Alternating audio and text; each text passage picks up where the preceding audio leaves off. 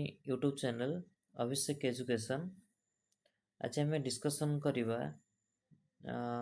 जो UG course merit list आसला open counselling पाई।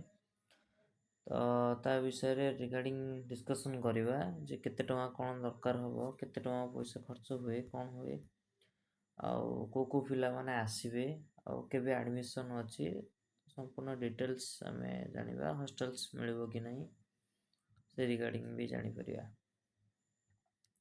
देखो फास्ट होची आपनकर एग्रीकल्चर रे आपनकर सीट होची टोटल 69 सीट। टोटल सीट होची 69।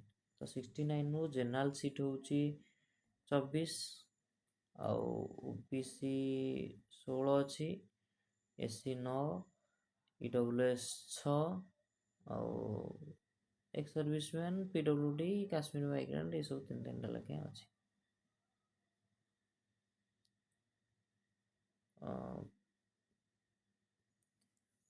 देखो आमे एबे जिबा केते कोन डिटेल्स सब कोन दरकार हबो काउंसलिंग रे। देखो फास्ट होची आपण केबे आसीबे। देखो एनएडी को आपण डिपार्टमेंट एनएडी को आसीबे, कोरापुट एनएडी की 20 अगस्त। देखो 20 अगस्त 11:30 भितर आपण आसीकिरी कोन करिवे ना रिपोर्ट करिवे। माने सॉरी 9 रू 10 भितर आसी पहुँचवे। सॉरी 10:30 रे आपणकर कोन हो ना रिपोर्ट माने भारिबो जे के एडमिशन नहीं परिबे आ के नहीं परिबेनी। बट जो माने फिजिकल रिपोर्टिंग पे आसीबे से 9 रू 10 भितर आसी पहुँचवे। आ बेसी लेट करले आपण आसीबे न आसीबे से तो पूरा समान हे जिवो। बहुत पिला एमती फेरिकी जाइछंती। ऑनलाइन देखो आपन डॉक्यूमेंट माने वेरिफिकेशन हो फिजिकली, बट ऑनलाइन ने सब डिपॉजिट आ एडमिशन सब हो। कोन दरकार हो जदि एडमिशन हुए ताले कोन दरकार हो। फर्स्ट होची पासपोर्ट साइज फोटो 5टा, एप्लिकेशन फॉर्म जो सामर्थ पोर्टल ले आपन पकेइथिबे, 10 सर्टिफिकेट, आउ +2 रो जो marksheet, convert certificate, migration certificate, TC जोटा सीएलसी, आउ कास्ट सर्टिफिकेट जदि थिबो कि पीडब्ल्यू जो माने थिबे, आउ बाकी जार जे कोनसी माने कोन सर्टिफिकेट जदि किछि थिबो, आउ ब्लड ग्रुप, आउ रहला मेन कथा anti ragging form. Online anti ragging form आसे होची, एटा को फॉर्म फिल अप करिकि एंटी रैगिंग फॉर्म भी आप आनी परिबे। एतिकी थिला आपनकर डॉक्यूमेंट। आउ सबुथुर कोन करिवे ना 2टी लेखे सेट जेरॉक्स कर देथिबे। 2टी सेट जेरॉक्स कर देथिबे। एतिकी आपनकर डॉक्यूमेंट रिकॉर्ड हला। बाकी फी केते लागिवो ना देखंतु आपनकर जेतले फर्स्ट एडमिशन करे पे आसीबे, आपण फर्स्ट जनरल जदि कैटेगरी हेतिबे देखंतु आपनको 42,870 टका फर्स्ट पेमेंट करिवे। फर्स्ट 42,870 टका। बाकी प्रत्येक ईयर माने प्रत्येक सेमिस्टर रे 10,000 टका लेके माने पेमेंट करिया को पड़िबो।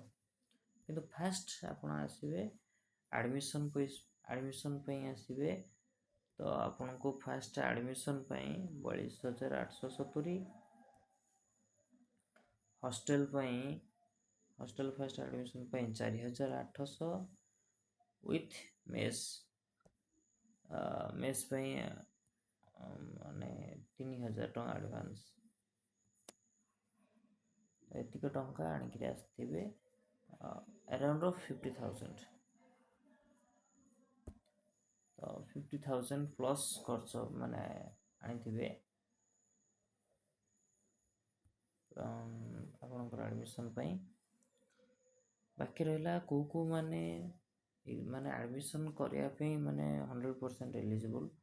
देखंतु मु जोटा कि मोर प्रीवियस माने वीडियो रे भी कहितली, जेहेतु एग्रीकल्चर रे केतेटा अछि ना 69 सीट अछि, जोतरे कि 24टा होची जनरल सीट।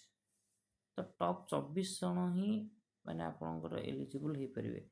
ଯଦି ଆଙ୍କ ଦଳ ଭିତରେ କିଏ ଯଦି PWD କିମ୍ବା ଏକ୍ସ ସର୍ଭିସମ୍ୟାନ୍ କି କାଶ୍ମୀର ମାଇଗ୍ରାଣ୍ଟ ଆସିଛନ୍ତି ତ ସେଇଟା ଚେଞ୍ଜ ହେଇପାରେ, ବଟ୍ ମ୍ୟାକ୍ସିମମଲି ପ୍ରୋବାବିଲିଟି ଚାନ୍ସ ଅଛି ମାନେ ହେଇଯିବାର, ଆଡ଼ମିସନ୍ ହେଇଯିବାର ଚାନ୍ସ ଅଛି। ଆଉ ଯଦି ସେମାନେ କିଛି ଆସନ୍ତି ତାହେଲେ ଏଇ ତ ଟପ୍ 18 ପିଲା ହିଁ ମାନେ ମଷ୍ଟ ସିଲେକ୍ସନ୍ ହେଇଯିବେ ଆଡ଼ମିସନ୍। ଏଇ ଆଙ୍କ ଭିତରୁ ଯେଉଁମାନେ ବି ଆସିବେ ଏଇ 1ରୁ 18 ଭିତରେ ର୍ୟାଙ୍କ ଭିତରେ, ତାହେଲେ ଇଏ ଆଡ଼ମିସନ୍ ପାଇଯିବେ, ଏମାନେ ବି ପାଇଯିବେ ଆଡ଼ମିସନ୍, କିଛି ନାହିଁ। ବାକି ରହିଲେ ଓବିସିର ସେମିତି ମାନେ କଟ୍ ଅଫ୍ ଯେଉଁମାନେ ରଖିଛନ୍ତି ମାର୍କ କେତେ 378, ଓବିସିର 378 ମାନେ ଅଧିକ ରଖିଛନ୍ତି ସେମାନେ, 378 ଆଉ ତାଠାରୁ ପ୍ଲସ୍ ଯେତିକି ରଖିଛନ୍ତି ସେମାନେ ବି ଆସିପାରିବେ, ତାଙ୍କର ସିଓର ଆଡ଼ମିସନ୍ ହେଇପାରିବ। ଆଉ ସେମିତି ଆମେ ଯଦି ଦେଖିବା ଏସି କାଟାଗୋରୀକୁ, ତାହେଲେ ଏସି କାଟାଗୋରୀରେ ଯଦି 370 ବା 370+ ଏସି କାଟାଗୋରୀ ପାଇଁ ଯେଉଁମାନେ ରଖିଛନ୍ତି ସେମାନେ ସିଓର ଆଡ଼ମିସନ୍ ହେଇଯିବ ଆପଣଙ୍କର। ଆଉ ଯଦି ST କାଟାଗୋରୀକୁ ଦେଖିବା ତାହେଲେ 322 ମାର୍କରୁ ପ୍ଲସ୍ ଯେଉଁମାନେ ଅଛନ୍ତି, 322 ଆଉ ତାଠାରୁ ପ୍ଲସ୍ ସେମାନେ ବି ଆଡ଼ମିସନ୍ ନେଇପାରିବେ। ଆଉ EWS ପାଇଁ 358। ମନେ ରଖନ୍ତୁ ଆଉ ଗୋଟେ କଥା, EWS ଯେଉଁମାନେ EWS ସାର୍ଟିଫିକେଟ୍ ମାନେ ଅଣ୍ଡରରେ ଆସୁଛ, ସେମାନେ EWS ସାର୍ଟିଫିକେଟ୍ ଆମର କେବେ ହେଇଥିବ ନା 1 ଏପ୍ରିଲ 2024 ପରେ ହିଁ ହେଇଥିବ। ଆଫ୍ଟର 1 ଏପ୍ରିଲ 2024 ପରେ ହିଁ ହେଇଥିବ।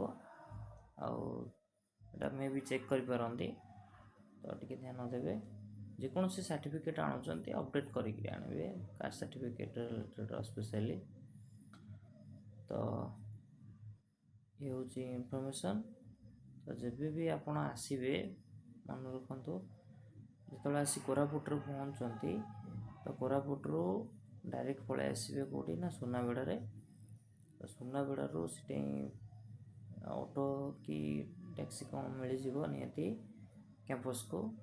ତ ଯେତେ ଶୀଘ୍ର ପାରିବେ 9ଟାରୁ ମ୍ୟାକ୍ସିମମ୍ ଆପଣ 9 AM-ରୁ 10 AM ଭିତରେ ଆସି ପହଞ୍ଚିକିରି ଆପଣଙ୍କର ନାଁ ରେଜିଷ୍ଟ୍ରେସନ୍ କରିଦେଲେ ଆପଣଙ୍କର କାଉନସିଲିଂ ପାଇଁ ଆପଣ ଏଲିଜିବଲ୍ ହେଇପାରିବେ। ତ ଇଏ ଥିଲା ଆପଣଙ୍କର ଡିଟେଲ୍ସ ଇନଫର୍ମେସନ୍ ଏଗ୍ରିକଲଚର୍ ରିଲେଟେଡ଼୍। ଯଦି ବି କାହାର ଡାଉଟ୍ ଅଛି ତାହେଲେ ମୋତେ ମେସେଜ୍ କରିପାରିବେ ବା କମେଣ୍ଟସ୍ କରିପାରିବେ। Thank you.